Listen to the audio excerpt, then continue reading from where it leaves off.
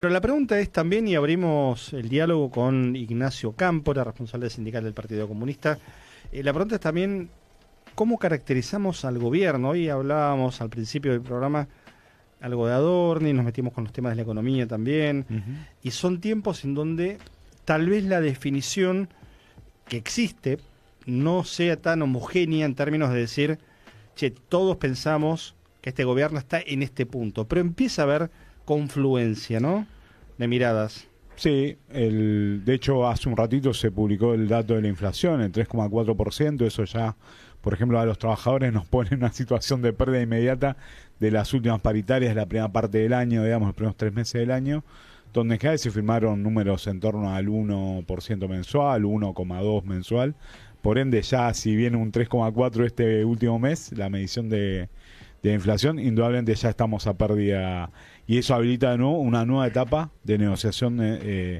por lo menos para el intentar sostener un nivel salarial que es cada vez más complejo, que los trabajadores y trabajadoras de nuestro país en estos 2 años de gobierno, para entrar ya en la caracterización de gobierno de Milei, por ejemplo, el sector público perdió en torno al 30%, o sea, que es mi caso, por ejemplo, trabajar del Estado, y los privados están en torno a casi un 18%, o sea, son números elevadísimos, porque eso impacta efectivamente después en el consumo, impacta en el poder pagar o no el alquiler, impacta en lo que en el fenómeno del último año, sobre todo, y en los últimos meses en los medios de comunicación, del endeudamiento, ¿no?, de los trabajadores respecto de créditos personales, tarjetas de crédito, créditos que no pueden pagar, o incluso en el mercado financiero ya de informal, digamos, claro. no necesariamente el bancario, digamos, donde empieza a haber un problema serio de las familias trabajadoras para poder sostener su vida, ¿no? Y problema de las empresas para cobrar también. Y problema de las empresas para cobrar, sí, claro, efectivamente claro. Empieza a ser una crisis, me parece, más sistémica, tal si cual se quiere decir. Ahora, todo esto que cuenta Nacho también tiene que ver, y hay que hacer una salvedad, no de corrección, sino de pensar, obvio, inclusive cómo abordamos la temática de la inflación. Y vos lo haces bien como distinción. La pérdida de poder adquisitivo, la inflación es un promedio. Totalmente. No nos vamos a meter a una cuestión técnica, pero no, claro. Más allá de el cambio de paradigma y de sistema de medición de la inflación que iba a haber con Marco Lavagna, totalmente, sí, que era actualizar correctamente lo que el INDEC medía hace más de 20 años, probablemente con ese sistema hubiera dado hoy, saca el 5%. Posiblemente. Sí, ¿por qué? Porque solamente en el rubro de educación en marzo hubo un aumento del 12%. Tal cual. Entonces vos decís, bueno, ¿con qué tiene que ver el rubro de educación? Cuotas de colegios de gestión privada, pero tiene que ver con el guardapolvo, sí, claro, con los cuadernos, con las lapiceras, con los repuestos de hojas. Sí, que están prohibitivos. Y marzo es el mes estacionalmente complicado para eso y tenés un 12%. Tal cual. Y después tenés rubros que tienen un incremento del 0,5, 0,3, pero que no tienen impacto en la canasta popular. Sí, claro. Sí, entonces, la inflación siempre es ese promedio y no hay que quedarse solamente con el dato, que ya de por sí es grave. Es grave, claro. Pero te habla de un deterioro de la capacidad del poder adquisitivo tremendo. Sí, totalmente. Yo, para redondear esta parte, me parece que efectivamente lo que vos traes, Pablo, es así, tiene que ver con la pérdida de poder adquisitivo en base a una definición estratégica de gobierno, principalmente en el sector público, universidad, salud, administración pública nacional, trabajadores de la educación, pero también el ámbito privado se ayorna, digamos, a esa situación, más después de una ley, de una reforma laboral en la cual se desregula mucho de la normativa relativa al mundo del trabajo, y en esa línea, bueno, el ajuste se siente en el ingreso, sobre todo de la masa salarial, que en Argentina sigue siendo el principal componente de la masa trabajadora de nuestro país. Ahora, fíjate que en el diagnóstico, y ahí la escuchamos a Solana también, el diagnóstico de muchos dicen, bueno, la Argentina tiene hace 15 años un problema de estancamiento de la creación de empleo. La generación, sí. Entonces, no hay creación de empleo en el sector privado, lo cual es relativamente cierto, pero al mismo tiempo plantearlo eso como un problema habilita la idea de decir, bueno, ojo que eso también lleva, con o sin reforma laboral, claro, el salario a la baja. Totalmente, sí. No hace falta hablar de cosas muy antiguas, pero viajemos al siglo XIX. No digo a los griegos, pero el ejército de desocupación, totalmente, del que hablaba Carlos Marx, el ejército de reserva. El ejército de reserva se verifica hoy, en pleno siglo XXI. Se verifica hoy, sí. Claro, sí, de alguna manera lo veníamos charlando, que la reforma laboral blanquea un aspecto que ya venía sucediendo durante el gobierno de Milei, lo único que no tenía marco legal, pero que ese nivel de impunidad con el que ya las patronales se manejaban con sus trabajadores y trabajadoras, ya lo venían sufriendo, ¿no? Sí, yo ahí en eso digo que la precarización y el trabajo informal no es un fenómeno reciente en Argentina, ni siquiera en nuestro continente y posiblemente en el mundo no desarrollado, para poner un marco que es el nuestro, digamos, o no los países del hemisferio norte occidental, digamos. Es un fenómeno de larga data que tuvo una etapa muy crítica en los modelos neoliberales de los 90, donde realmente se enquistó Claro. el trabajo informal, el mal pago, digamos. Pero además hay que sumar que en los últimos quizá 10 años es arbitrario, ¿sí? Pero la economía de plataforma surge con mucha fuerza y eso va a ser un nuevo golpe a la regulación del mundo del trabajo, una nueva ola de precarización, es la ultra precarización del...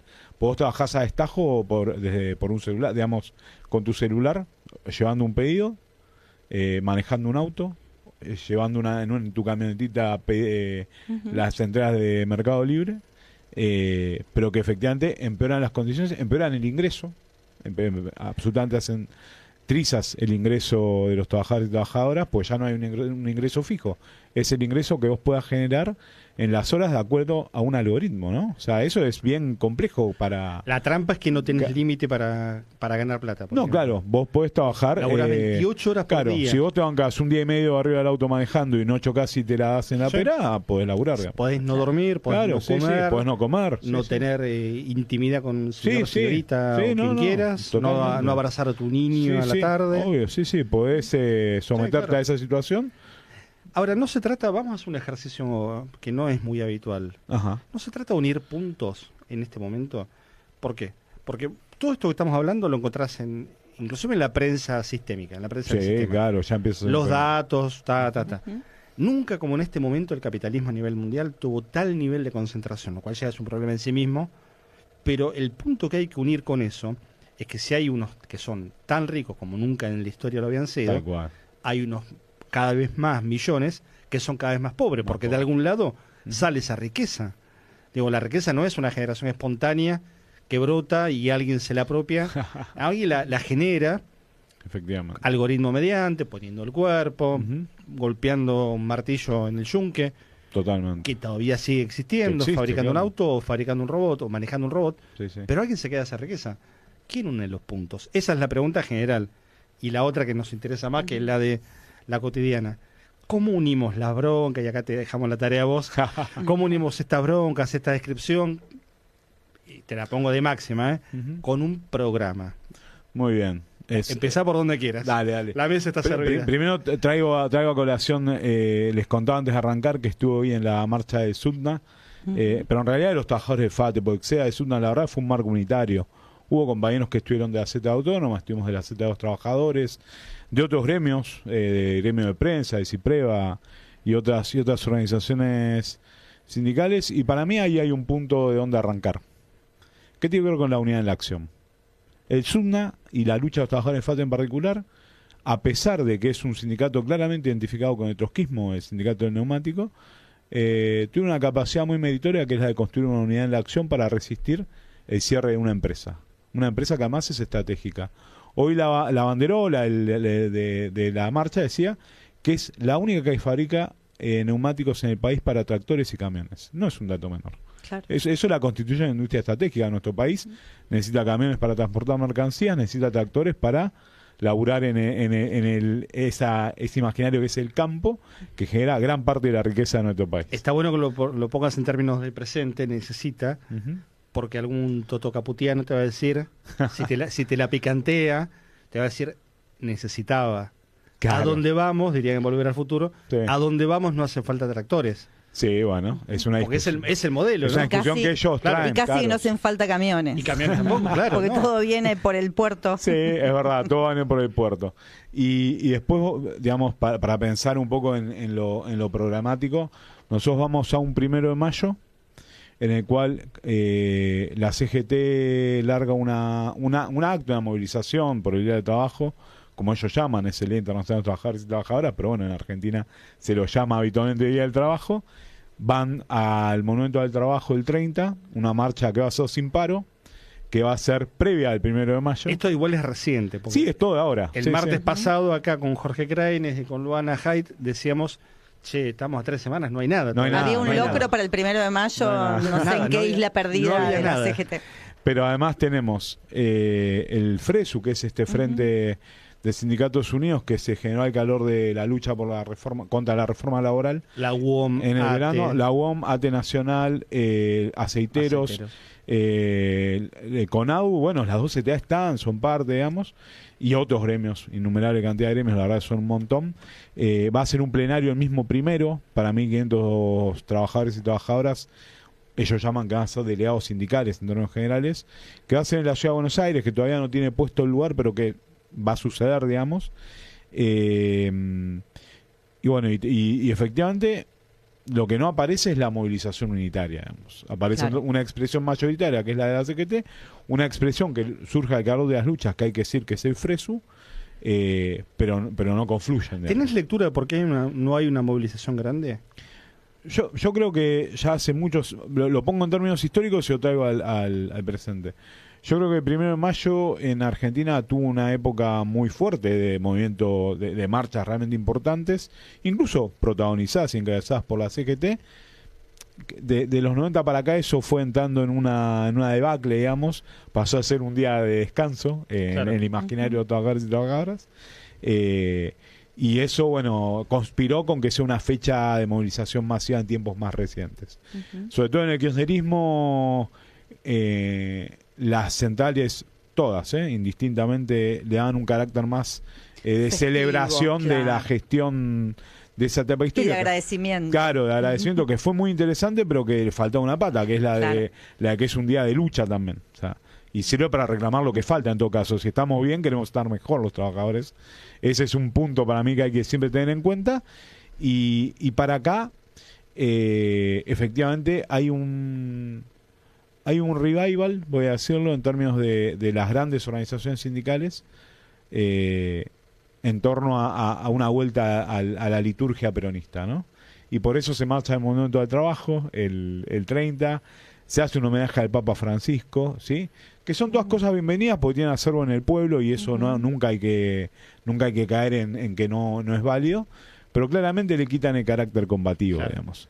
Claro. Y ahí, bueno, está nuestro esfuerzo. Nosotros durante el 2 de mayo vamos a tener nuestro acto de nuestra corriente sindical. Va a ser en Plaza Constitución. Ese es el lugar en el que estamos terminando de dirimir detalles, pero efectivamente entendemos que va a ser en Plaza Constitución. Si no, va a ser en algún lugar de la Ciudad de Buenos Aires. Eso. Pero bueno, nosotros entendemos que hay que empezar a instalar el 1 de mayo. En este caso va a ser el 2, porque primero hay otras actividades ¿Sabés por qué te preguntaba para instalar qué una lectura- fecha de lucha. Claro, ¿qué lectura tenés de por qué no hay un acto grande el primero? Porque el problema no es el primero, el problema es el 2 o el 3. Ujú, Y el problema es que si vos primero convocás, ujú. vamos a hablar en términos concretos, a 250.000 personas, Sí, claro. y el 10% que te pidan poner la fecha, es un quilombo. Ah, bueno, Es un sí, quilombo. claro, sí, la El- movilización, sí, El claro. 5% que te pida poner la fecha que te parió, son 12.500 Sí, personas claro. puteándote. Que ya pasó, además. Que ya pasó, Sí. y la chance de que vuele el atril es Sí. muy elevada. Es muy alta, es muy alta. Yo me agarro, a ver, no solo de la historia, acá Ujú. hemos hablado, y estabas vos el día que Sí. lo llamamos a Jofra, Ah, yo sé. Daniel Jofra, y él lo planteaba en la etapa de la resistencia, que pasó hace un mes y medio, no es que hace 10 años. No, claro. Es Pasa que reciente. pasa tanto que nos olvidamos, la reforma laboral, o Sí, sí, la claro. llamada modernización. Él decía, bueno, quiero un paro por tiempo indeterminado. Sí, claro, él lo planteó. Sí, sí. Y hoy estamos peor que en el verano. Sí, claro. Con los ley, digamos, no importa. Sí, la ley está igual. Y aunque- medio frenada, lo que querramos, pero y está. aunque no hubiera habido ley, Sí, sí. la dinámica socioeconómica hubiera sido exactamente Sí, la misma. es peor. El 3,4 hubiera estado igual. Sí, Sí, sí. las condiciones concretas Sí, Todo. sí. Porque Superan. en eso hay que darle la razón al gobierno, porque Superan. dicen la ley no cambió nada. Y no, la verdad que todavía no cambió nada. No, claro, está Está en claro. discusión. Sí, sí. Ujú. Y hoy las condiciones no son también para un paro por tiempo indeterminado. Sí, claro. A ver, no te digo cómo viste, tomar el poder en 3, 2, 1. No, claro. Pero en Alemania un conductor de tren gana 3.000 euros. Sí. Y hace un año y medio pararon 6 semanas los trenes. Sí, claro, sí. A mí me parece importante retomar esto de... tenemos el diagnóstico de las que condiciones materiales nos superan a todos y a todas, que las condiciones políticas en relación a las centrales hay mucho para discutir con los compañeros y compañeras de las ambas CTA. Seguro. Y hay mucho para cuestionar y combatir con respecto a la postura de la CGT. Pero bueno, mientras tanto, algo hay que hacer, y en ese sentido lo del 2 es sí, fundamental. claro, sí. A mí me parece que hay como varias cosas para tratar. Primero, lo del 2, efectivamente nosotros ya venimos haciendo o recuperamos la fecha de primero como un acto de nuestra corriente sindical, de la CONAT, la corriente nacional Agustín Tosco, en la Ciudad de Buenos Aires, para reivindicar nuestra perspectiva de un sindicalismo de clase, un sindicalismo que plantee un objetivo de liberación y no solo la reivindicación de las condiciones inmediatas de los trabajadores y trabajadoras. Y vamos a hacerlo efectivamente nuevamente con nuestra fuerza, que sin duda no es la más numerosa, pero que tiene un grado de incidencia muy importante, lo decía Sorana, en las dos centrales, particularmente en la CTA de los trabajadores y en la CTA autónoma, y que nosotros entendemos que es necesario dejar nuestro testimonio, dar nuestra palabra en torno a las necesidades de nuestra clase. Y después quería hablar un poquito, me parece, sobre cómo, digamos, la perspectiva de cómo salir de esto, y los problemas que tienen las centrales, digamos, ¿no? Nosotros, a pesar de eso, nosotros construimos en las centrales, o sea, en las tres. O sea, tenemos compañeros de la CGT, tenemos compañeros de la CTA, tenemos compañeros de la CTA autónoma. Me parece que nuestro principal aporte es crecer y desarrollar nuestra tarea en esos lugares y llevar adelante nuestra posición. Nosotros necesitamos gremios, sindicatos, organizaciones de base, conducciones sindicales, centrales obreras, que estén dispuestas a recuperar lo mejor de la tradición del movimiento obrero argentino. Con el peronismo, con el sindicalismo de liberación, con las experiencias clasistas de los 70 y para acá. De hecho, hay experiencias más recientes, el sindicato del subte, el sindicato de prensa, son experiencias mucho más acá, y ellos no plantean solo el reclamo salarial, plantean un proyecto de sociedad inclusivo, mejores derechos para los trabajadores, para sus convenios en particular, pero con una perspectiva general. Nosotros entendemos que eso no hay que perderlo de vista, porque si no el destino es lo que declaran muchos de Argentina en clave laboral, más parecido a América Latina que nunca, digamos, ¿no? ¿Cuánto juega? Te quedas un rato más, ¿sí? Sí. La dejamos abierta ahora. Dale. Y después la repetimos igual, porque Sí. la verdad que empieza de a poco a jugar también el calendario de lo político. Ah, sí, claro. Estamos a un año y medio de elecciones nacionales. Falta mucho y falta poco. Y falta poco. Las dos son válidas. Hay veces son Sí, correctas. claro. Pero ¿cuánto juega hoy, abril, mayo? ¿Y cuánto va a empezar a jugar en tu lectura? No lo contestes ahora. Uh-huh. Esta idea de, bueno, por un lado, la independencia de los sectores sindicales, por otro lado, la pertenencia, por otro lado, bueno, vamos todos juntos, porque la única manera es un frente anti, y ahí vamos todos juntos, vamos todos juntos, y después vamos viendo. Seguro. Ya lo vimos también. Uh-huh. Quiero ver si esto está presente. Igual siempre es importante revisar los márgenes. Los Sí, márgenes claro. a veces... La amplitud de los márgenes, Sí, es una sí, cuestión sí. de escala. Sí. No me acuerdo mucho de geometría y demás, pero por ahí la cosa, ¿no? Justamente los intereses de los trabajadores es lo que te marca el margen. Bueno, lo vamos a charlar Interesante. ahora en un ratito, en este punto particular y otras cuestiones con Nacho Cámpora, que nos está acompañando. Son las 9 de la noche en toda la República Argentina. Mitad de Informe de Pájaros, nos queda todavía una hora por delante. Comienza. Hoy vi a los intendentes reunidos Sí. exigiendo algunos pesos para sus municipios que están en la lona. Fueron al Ministerio de Economía a verlo a Caputo. Sí. Así marchamos. Algo increíble, intendentes marchando. Sí, Ya había pasado marcha igual, de ¿eh? intendentes. Alguna vez había pasado con Macri y hay algún antecedente de la época de la Alianza también, lo que evidencia que por abajo la cosa está realmente muy complicada. Muy. Pensá que la coparticipación para las provincias está durísima, Uh-huh. y de ahí para abajo en los municipios, me contaba hace unos días un intendente de Gran Buenos Aires, 750.000 habitantes, el municipio con fondos municipales garantiza, no lo mejor del mundo, obviamente, algo de comida para 130.000 personas. ¿En qué municipio? Un municipio del Gran Buenos Aires, Ajá. del oeste de Gran Buenos Aires. Y cada vez más hay demanda 130.000 personas dependen de un municipio para Totalmente. tener, no te digo una comida completa, tener algo de morfina. Sí, sí. un platito caliente. Un bolsón de comida. Digo, háblame de 2001, a esta altura. Sí. La cosa va muy complicada. Vos sabés que le dejábamos, Jorge, a Nacho en la previa una pregunta que tenía que ver un poco con cómo miramos de acá en adelante esto que se va a cruzar, porque finalmente lo de los intendentes tiene que ver de algún modo con el calendario político. Totalmente. Que uno entiende se va a que se pone en acelerar. marcha.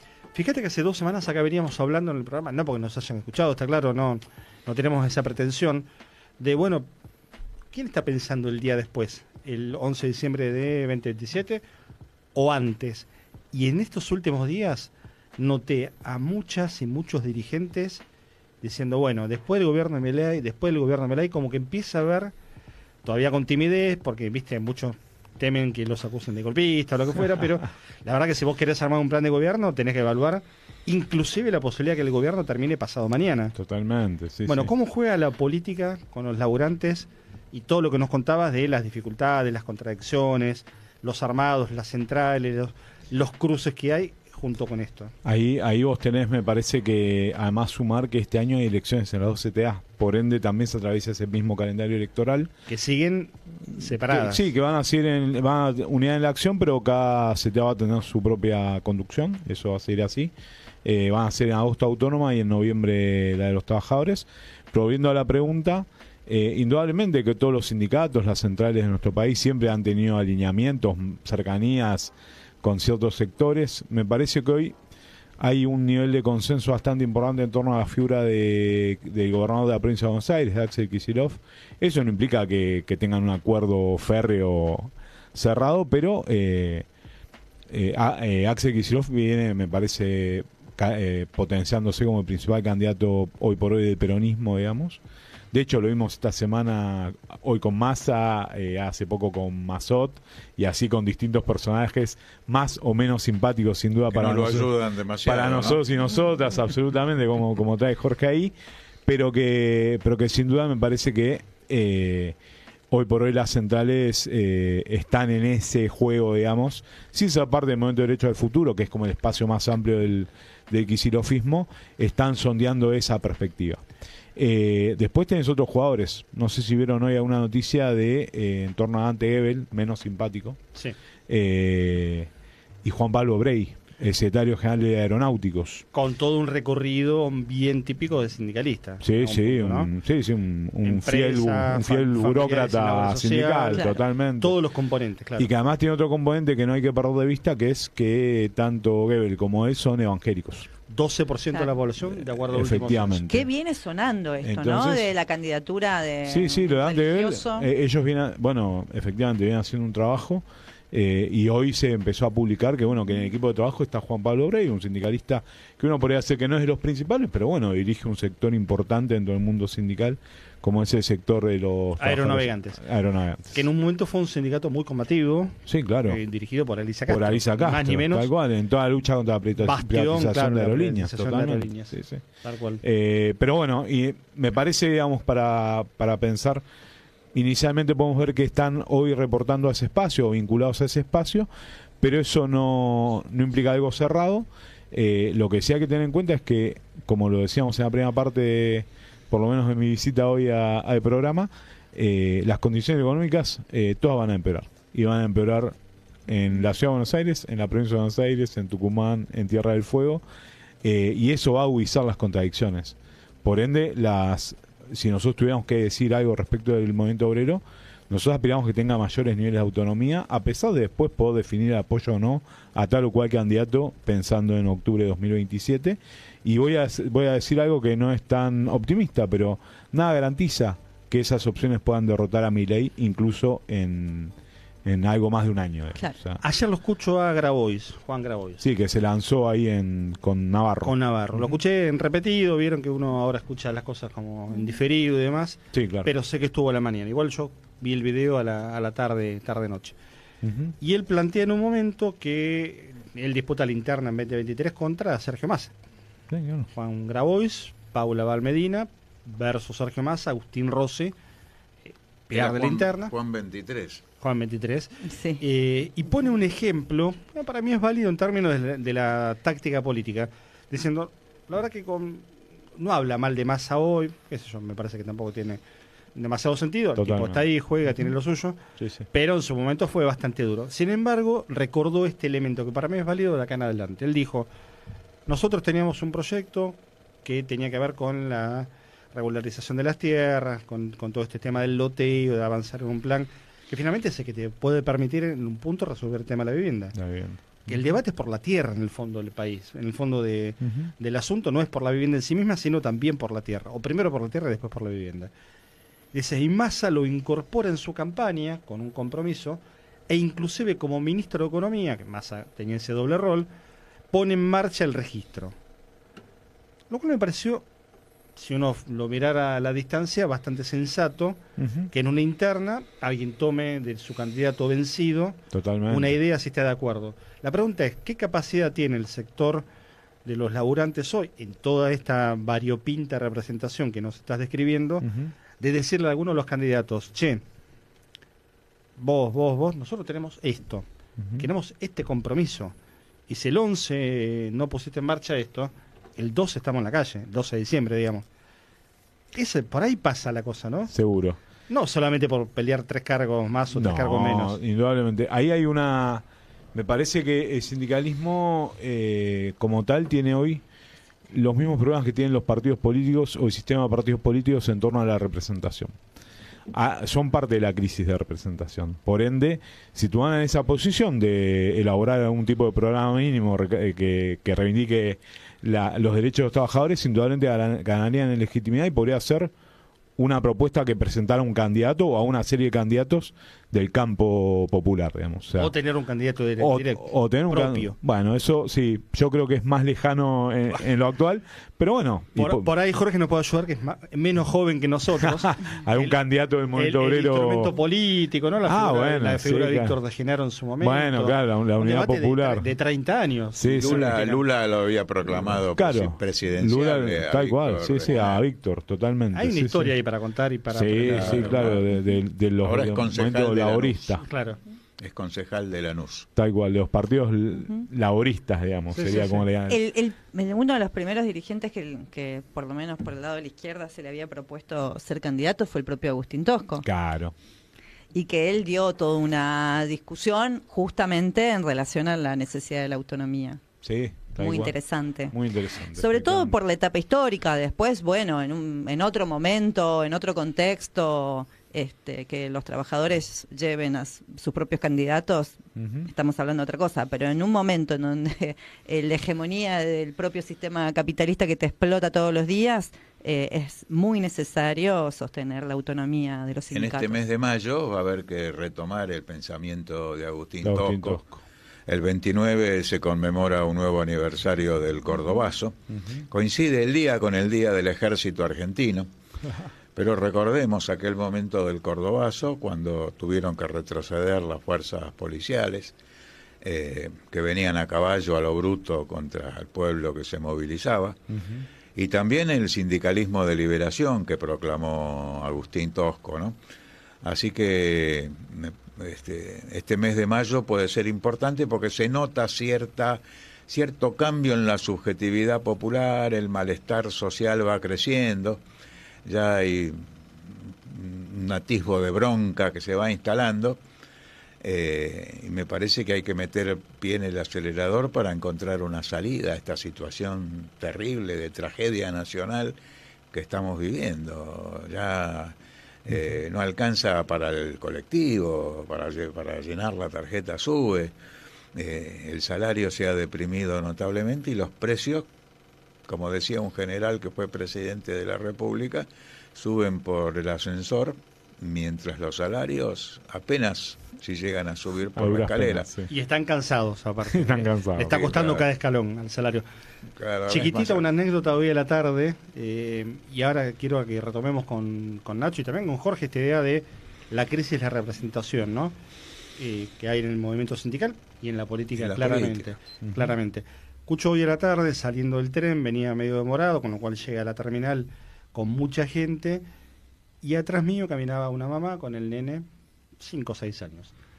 La mamá, a la que no vi, porque yo los tenía atrás, le dice, ahora cuando llegamos pasás por abajo del molinete.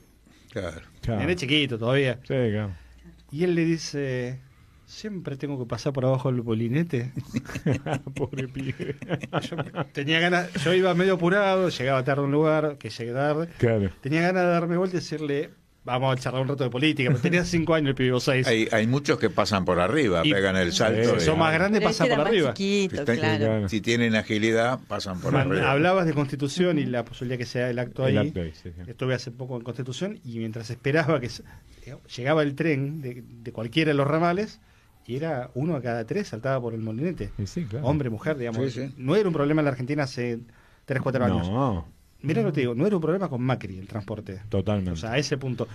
Crisis de representación.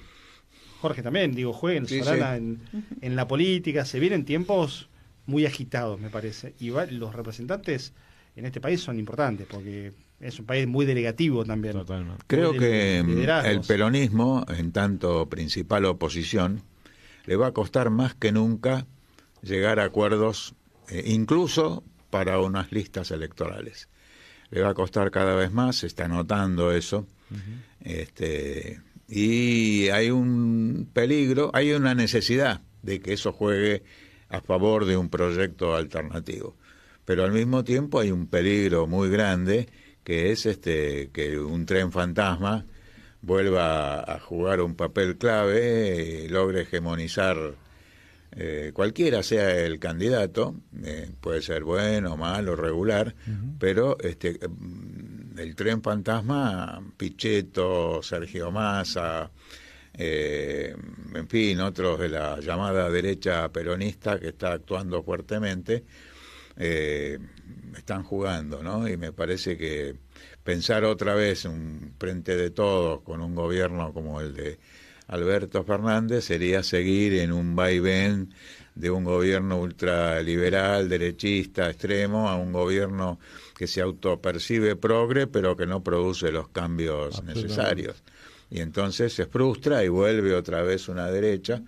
Entonces yo creo que hoy por hoy la búsqueda está en pensar una salida para una tragedia nacional y popular que estamos viviendo, y ahí juega lo de la crisis de representación. Y frente a la respuesta, ensayo como abogado del diablo, ¿no? Que eso diluye el anti-Milei, digamos.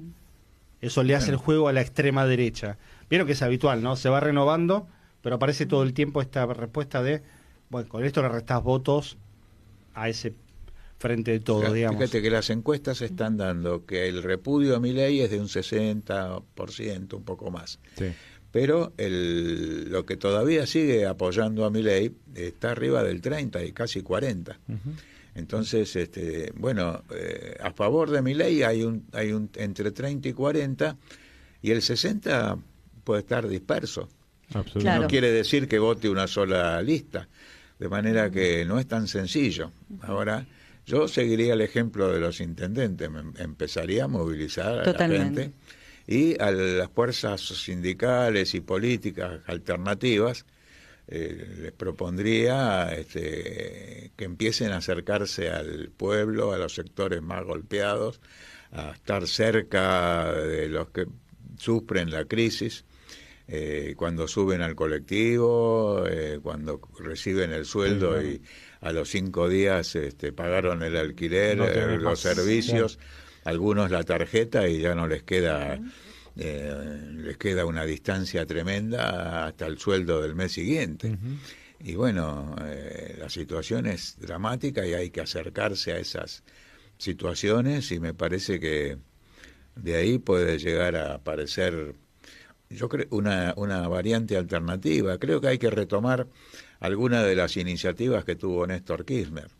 Por ejemplo, terminarla con el Fondo Monetario Internacional, la ley de medios, o recordar el proyecto de Carlos Heller de ley de entidades financieras.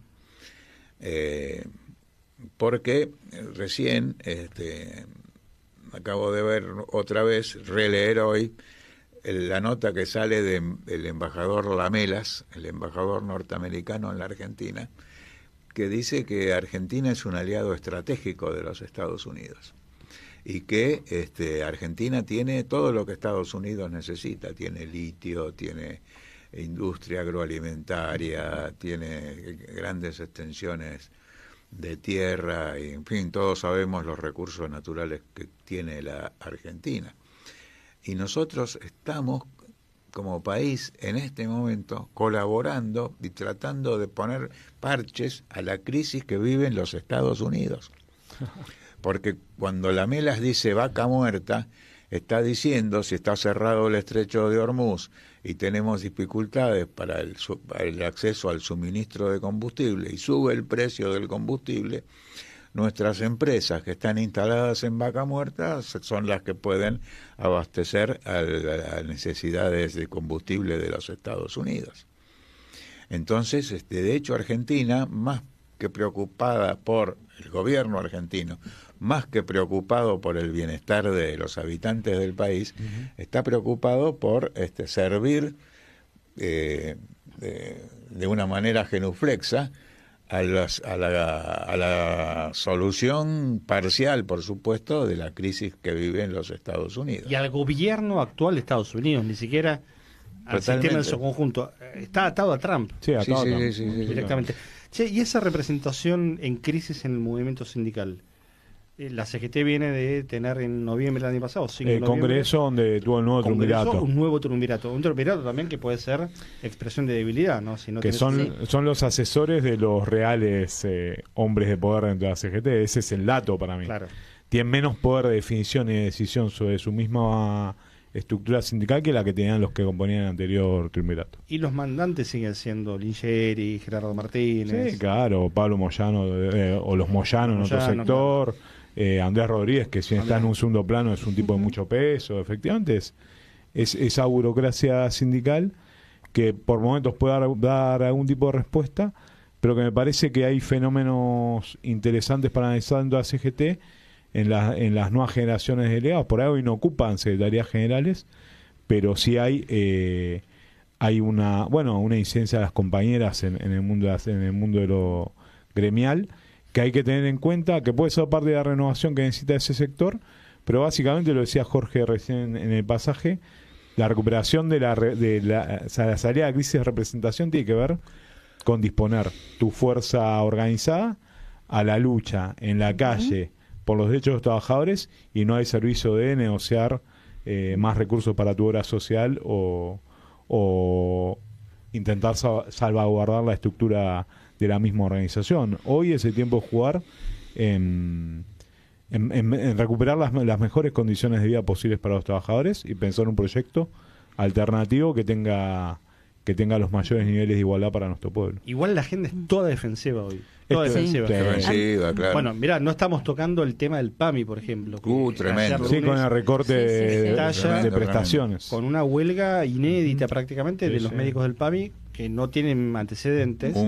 Por ejemplo, le baja a la mitad del salario. Es importante, es un recorte de salario. Es importante el apoyo que está teniendo la medida de fuerza de los médicos y odontólogos. Aún de quienes son usuarios del PAMI, entienden que sin esa medida de fuerza realmente, tienen conciencia de que sin esa medida de fuerza realmente las condiciones van a ir cada vez a peor, ¿no? Sumale el tema del remediar, que no lo eliminan, pero que lo vacían en el 95%. Sí. Dejan 3 o 4 el famoso, la conquista de los 2 anteojos gratuitos por año. Claro. Se pierde porque me han comentado que los jubilados van a las ópticas con la receta del oculista y le dicen no podemos entregar porque PAMI no nos está pagando los anteojos ya entregados. Quiere decir que están desguazando el PAMI sin pensar en la suerte de los jubilados que están atendidos por esa obra social histórica ya en la Argentina. Sí, claro. Es decir, que estamos en una Argentina de pérdida de derechos, una Argentina de retrocesos, una Argentina que va para atrás de una manera inaudita, Y llama la atención que determinados sectores no estén pensando en una salida.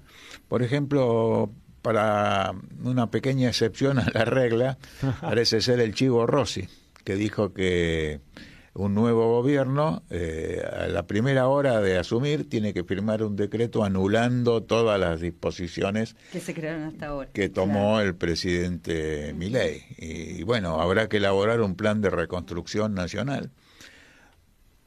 No solo del Estado argentino. No. Hay que reconstruir el PAMI, hay que reconstruir la ANDIS, hay que reconstruir todo el aparato del Estado prácticamente que está siendo mismo, desarticulado. Esta semana es lo del INDI con el cierre de toda la parte de laboratorios de ensayo, que eso, indudablemente, bueno, la industria está en desarme, ¿no? Nuestra industria nacional está fuertemente atacada por la apertura de importaciones, pero además se elimina los que garantizan que los productos que ingresan y los que se producen en el país todavía sean de calidad. Claro. Eso ya va a estar erradicado, por ende va a haber, se calcula que puede ser en torno a los 1.000 despidos producto de ese cierre de laboratorios en el INTI a la brevedad.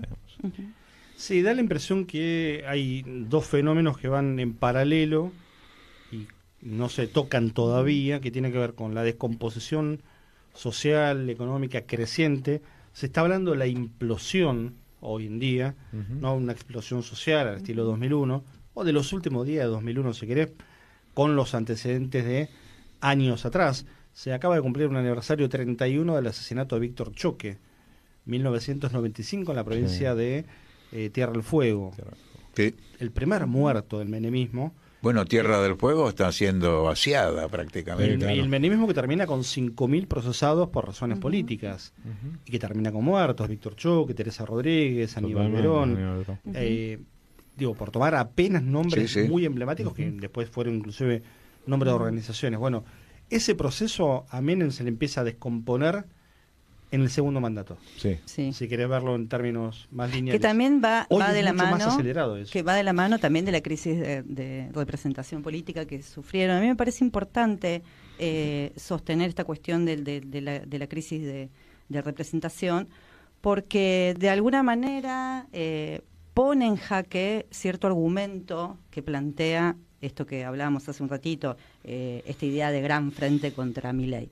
¿Por qué? Porque la fuerza opositora principal, como decía Jorge, el peronismo, perdió buena parte de su nivel de representación. Hoy vemos que, sobre todo en el interior, en muchas provincias, el peronismo ha ido perdiendo esa fuerza, y que decir que se resuelve con acuerdos con algunos personajes de estos que se vienen reuniendo últimamente les va a garantizar un triunfo es una gran mentira. Es una gran mentira porque en realidad una propuesta opositora que debe ser alternativa real, de la única manera que vos tenés para pararla, que no sea solamente digamos con los votos, porque además los votos llegan si se convence a nuestro pueblo de que la propuesta es alternativa. Si no convencen a nuestro pueblo de que la apuesta no es alternativa, tampoco los van a votar. Puede crecer mucho la abstención. Totalmente. Si no hay puede algo crecer que... muchísimo. Entonces, que fue el fenómeno de todas las elecciones. Es de una medio gran término. mentira. Claro. Es un una gran negocio de la mentira. derecha también. Que juega para la derecha, juega para Milei. Siempre juega para claro. Milei. Claro, sí. Es una gran mentira que la propuesta alternativa o que la propuesta con capacidad electoral, como le gusta decir ellos, la van a obtener ganando por derecha. Porque además esa derecha no tiene mucho que ofrecer, porque también tienen crisis de representatividad, porque ese lugar ya lo ocupa Milei. Lo ocupa Milei, claro. Entonces, si vamos a plantear una propuesta de construcción alternativa, aún conversando con estos sectores que se vienen planteando hoy en día del viejo kirchnerismo, del peronismo o demás, hay que construirlo con algo nuevo. Y eso nuevo surge del propio movimiento popular que hoy está en lucha. Yo tengo una tentación a estar deprimido, que la evito permanentemente con el optimismo propio de un militante, de un pensador, de alguien que mira para adelante y dice, vamos a salir de esta, pues salimos una vez más, siempre hemos salido. Pero la depresión, o si querés la parte pesimista, tiene que ver con que, ¿se acuerdan de una película de Daniel Burman, año 2000, 2001, Esperando el Mesías? película muy centrada en la temática de la cultura judía, y a uno le da la impresión que en la política argentina estamos permanentemente esperando el Mesías, ¿no? El liderazgo, Sí. y es una sociedad un tanto adolescente en ese sentido, somos un tanto adolescentes en donde buscamos el liderazgo que nos salve, ¿viste? Entonces, bueno, hay figuras emblemáticas, digo, la idea de Cristina totalmente es inevitable a la hora de cualquier análisis, y sigue jugando en las mediciones aparece, Sí. y está inhabilitada de por vida. Sí. Si eso va a cambiar o no, no lo sabemos, digo, pero hay una sociedad en donde también la idea del liderazgo sigue estando presente, que dicho autocríticamente es una idea un poco cómoda, ¿no? Es decir, sí, bueno, está bien, ¿y vos qué haces? Claro. ¿Y por casa cómo andamos? Claro. ¿A qué plaza fuiste últimamente? ¿A qué órgano de base fuiste a participar? Sí, claro. Sociedad de fomento, partido político, la cooperativa de la escuela. El espacio digamos, que sea, claro. el espacio que fuera. ¿Dónde fuiste a participar? No es solo el presidente claro. el responsable de esta historia. Sí, Además, Kicillof, por ejemplo, que es una de las figuras que están más presentes a la hora de hablar de presidenciables por oposición al gobierno, creo que está en una encrucijada. O él puede jugar un papel de presentar un proyecto, por ejemplo, de continuidad de la obra de la primera fase del gobierno de Néstor Kirchner. Claro. O puede buscar una amplitud que tenga como eje la unidad del peronismo, y el peronismo se ha autodefinido como un movimiento policlasista, y en el peronismo conviven izquierdas, derechas y centros. Entonces, necesariamente esa unidad en los marcos tradicionales de la historia del peronismo es una unidad con la derecha incluida. Y me parece que más vale tener por ahí un poco menos de amplitud y asegurar la relación con una mayoría popular a partir de la profundidad del proyecto, ¿no? Ahí la dialéctica entre amplitud y profundidad, que siempre juega, me parece que en este momento de profunda crisis y, insisto, tragedia nacional, la profundidad puede ser mayoritaria, puede llegar a ser impulsar, porque una cosa tibia, entre algo tibio y alguna variante de Dante Hebel, o que pueda presentar Dante Hebel, que viene de Miami, que puede presentar una derecha moderada, ¿no? Porque al lado de todo esto, qué sé yo, Rodríguez Larreta aparece como un tipo progre. Claro, igual es toda una especie de comedia este país en un punto, claro. Porque fíjate que la foto del otro día de Juan Pablo Bray, Eugenio Casillas, que hasta hace un rato estaba con Milei, fue en Madrid. Fue en Madrid. Entonces yo me acordaba los peronistas de los 60 y 70 que peregrinaban a Madrid a Puerta de Hierro a verlo a Perón. Entonces ahora peregrinan a Madrid a ver un tipo que en realidad vive en Miami, que después de la reunión esa se fue en un avión privado a Suiza. Claro. O sea, es un disparate todo, viéndolo desde ese punto de vista.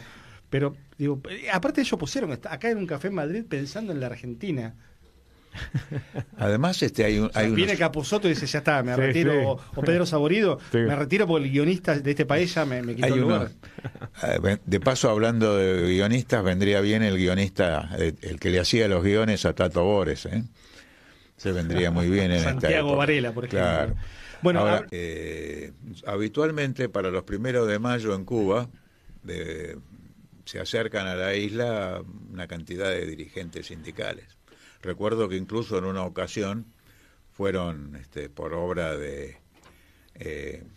fue Lorenzo Miguel, por obra del Barba Gutiérrez, dirigente los dos de la Unión Obrera Metalúrgica. Lorenzo Mariano Miguel, el hombre de Mataderos. Ajá, y bueno, y el Barba Gutiérrez de Quilmes. Claro. Entonces, no sé si se sabe algo, si hay dirigentes sindicales que piensan asistir este año al 1 de mayo en Cuba. Está la invitación al 1 de mayo, llevaron la semana pasada en general a varios compañeras y compañeros. Entiendo que, me imagino que de la CTA Autónoma van a ir algunos compañeros dirigentes, si no es el mismo Cachorro Godoy, que podría tranquilamente ser.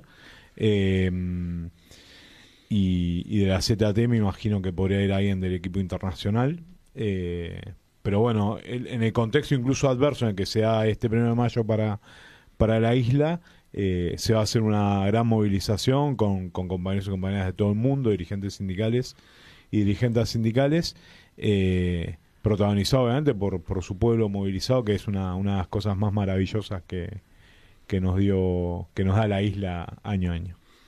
Porque quienes han estado en esas jornadas comentan que es un fenómeno interesantísimo ver el tema de la movilización, que posiblemente este año tenga dificultades en el transporte de las personas, pero hay un run que se empieza a producir desde los barrios, desde los lugares de vivienda, desde los lugares de trabajo, tipo desde las 5 o 6 de la mañana. Sí, porque la movilización es muy temprano también. Sí, porque por lógicas. Por la temperatura claro, ambiente al mediodía. Totalmente, sí. Y entonces se hacen generalmente los actos principales a las 10 de la mañana, y a las 5, 5 y media, 6 empieza todo un run de movilizaciones que es verdaderamente algo muy, muy llamativo, ¿no? Y es un momento para verificar la solidez del respaldo popular a la Revolución Cubana. Totalmente. No es simplemente la efeméride este año del 1 de mayo, sino un momento de es una gran demostración de ratificación organización popular. Claro, totalmente. correcto. Sí.